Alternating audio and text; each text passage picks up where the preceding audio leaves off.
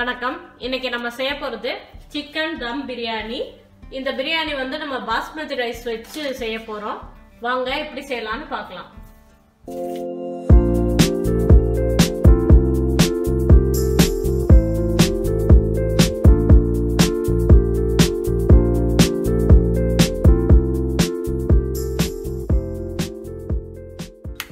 தேவையான பொருட்கள்: 2 பெரிய லெக் பீஸ் எடுத்திருக்கேன். இது சுமாரா ஒரு 1/2 kg இருக்கும். 300 gram basmati rice, fried onion ஒரு 1/2 கப், ரோஸ் வாட்டர், பெரிய ஸ்லைஸாக வெட்டி வச்சிருக்கேன் ஆனியன் 1, தனியாத்தூள், மல்லி இலைகள், புதினா, மஞ்சத்தூள், கரம் மசாலா, மிளகாய்த்தூள், 4 பச்சை மிளகாய் இந்த மாதிரி கீறி வச்சிருக்கேன், கருவேப்பிலை, இஞ்சி பூண்டு பேஸ்ட், தயிர், பாலில் வந்து குங்குமப்பூ கலந்து வச்சுருக்கேன். இது வந்து பட்டை லவங்கம், இந்த பிரிஞ்சி இலை எல்லாமே, கிராம்பு ஒரு 5, பட்டை பெரிய பீஸு, அது மாதிரி ஸ்டார் இன்னிஸ் ஒரு 2 மொத்தமாக எடுத்து வச்சுருக்கேன். ஒரு எலுமிச்சம்பழம். நம்ம சிக்கனுக்கு மசாலா ரெடி பண்ணுறதுக்கு முதல்ல ரைஸை ஃபஸ்ட்டு ரெடி பண்ணிடலாம். அரிசி வேக வைக்கிறதுக்கு தண்ணி சூடாகிட்டு இருக்குங்க. இந்த டயத்தில் அரிசிக்கு தேவையான உப்பை ஆட் பண்ணிக்கலாம்.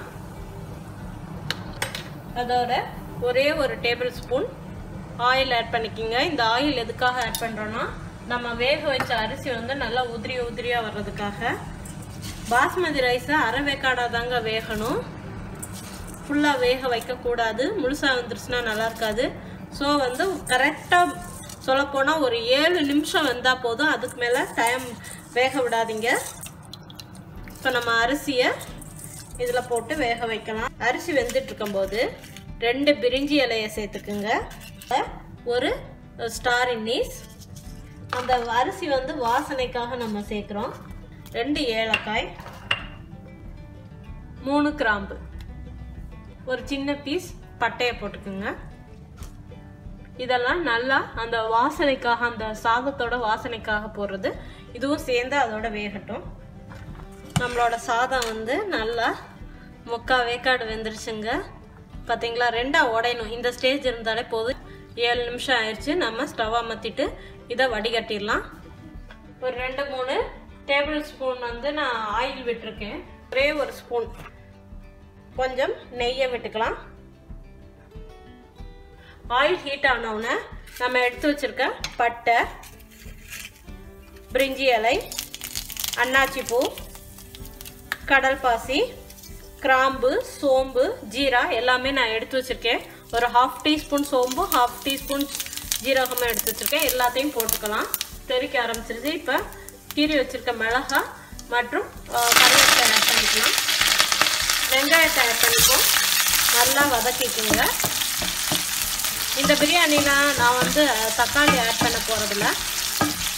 ஒரு நல்ல அகலமான பாத்திரத்தை, கனமான பாத்திரமாக யூஸ் பண்ணிக்கோங்க. ஏன்னா தம் பிரியாணி செய்யும் போது நம்ம ஒரு 20-25 நிமிஷமாச்சும் தம் பிடிக்க வைக்கணும். அதனால் நீங்கள் இந்த மாதிரி நல்ல கனமான பாத்திரமாக எடுத்துக்கிட்டிங்கன்னா அடியில் பிடிக்காது.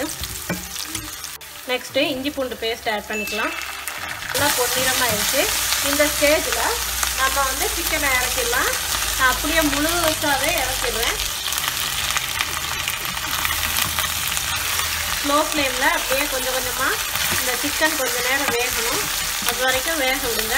சிக்கன் வெந்துட்டு இருக்கும்போது மிளகாய்த்தூள் ஆட் பண்ணிக்கிறேன். நான் ஒரு டீஸ்பூன் வந்து மிளகாய்த்தூள் ஆட் பண்ணிக்கிறேன். ஏன்னா நம்ம வந்து பட்டை மிளகாய் போட்டிருக்கோம், அதனால் பார்த்து ஆட் பண்ணிக்கோங்க. அரை டீஸ்பூன் மஞ்சத்தூள் அண்டு 1 டீஸ்பூன் கரம் மசாலா தூள் ஆட் பண்ணிக்கலாம். கீழே ஒட்டாதவாறு நல்லா பிரட்டி விட்டுக்குங்க. இந்த மாதிரி திருப்பி விட்டு நல்லா வேக வைங்க. சிக்கனில் இருந்த தண்ணியை இதுக்கு வந்து கரெக்டாக வந்துடும். 2 டேபிள் ஸ்பூன் தனியாத்தூள் ஆட் பண்ணிக்கோங்க. பொடியாக கட் பண்ணி வச்சுருக்க மல்லி இலைகள், நெக்ஸ்ட்டு கழுவி வச்சுருக்க புதினாவை ஆட் பண்ணிக்கலாம். சிக்கன் நல்லா வெந்துட்டுருக்கு. இந்த ஸ்டேஜில் ஒரு 5 டேபிள் ஸ்பூன் நான் தயிர் ஆட் பண்ணிக்கிறேன். இந்த மாதிரி மெதுவாக கலந்து விட்டுக்குங்க. ஃப்ளேமை நல்லா ஸ்லோவாக வச்சுக்குங்க.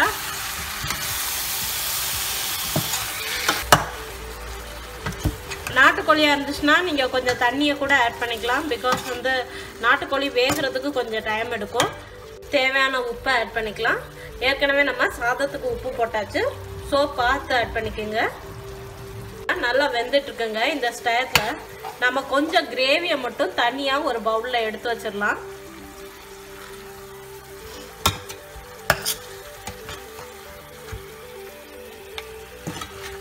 இப்போ நம்ம சாதத்தை இது மேலே வைக்க போகிறோம். அதுக்கு முதல்ல வந்து நல்லா கீழே ஒட்டாதவாறு மசாலாக்களெல்லாம் ஒரு தடவை சிக்கனில் பரட்டி விட்டுக்குங்க.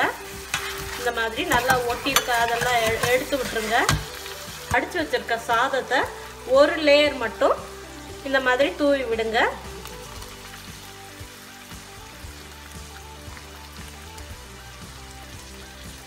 கொஞ்சம் கொஞ்சமாக போட்டு அப்ளை பண்ணிக்கோங்க. ஸ்லோவாக வச்சுக்கோங்க ஃப்ளேமை. ஏன்னா நம்மளோட சாதம் வெந்துருச்சு, கிரேவியும் நல்லா வெந்துருச்சு. ஸோ வந்து ஃப்ளேம் வந்து நல்லா ஸ்லோவாக இருக்கணும்.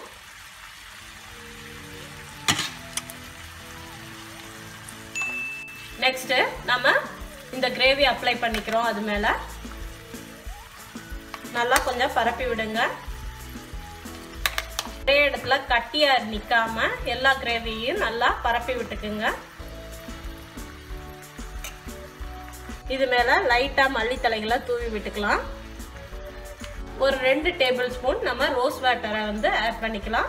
இது வந்து அந்த வாசனைக்காக நம்ம ஆட் பண்ணுறோம். உங்ககிட்ட இல்லைன்னா ஸ்கிப் பண்ணிக்கலாம். திரும்பி நம்ம இப்போ ரைஸை ஆட் பண்ணிடலாம். மீதம் இருக்க இப்போ ரைஸை ஃபுல்லாக நம்ம இந்த மாதிரி உதிரியாக நல்லா பரப்பி விட்டுக்குங்க.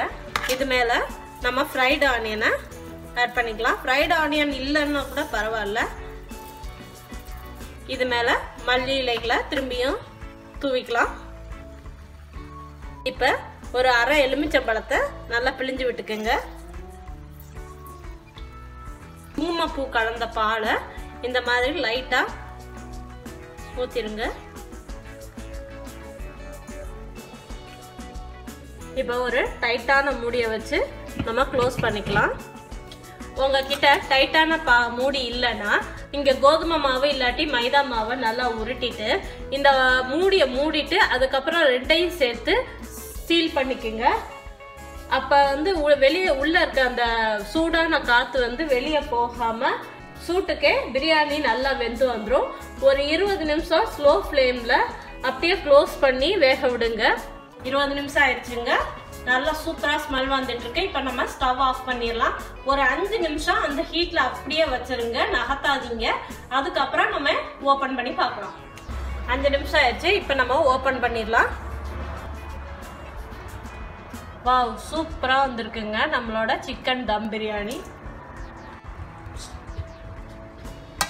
இப்போ நம்ம சைட் ஆஃப்ல இருந்து மெதுவாக கொஞ்சம் கொஞ்சமாக ரைஸை கலந்து விடுங்க. பார்த்தீங்களா எவ்வளோ உதிரியாக வந்திருக்கு.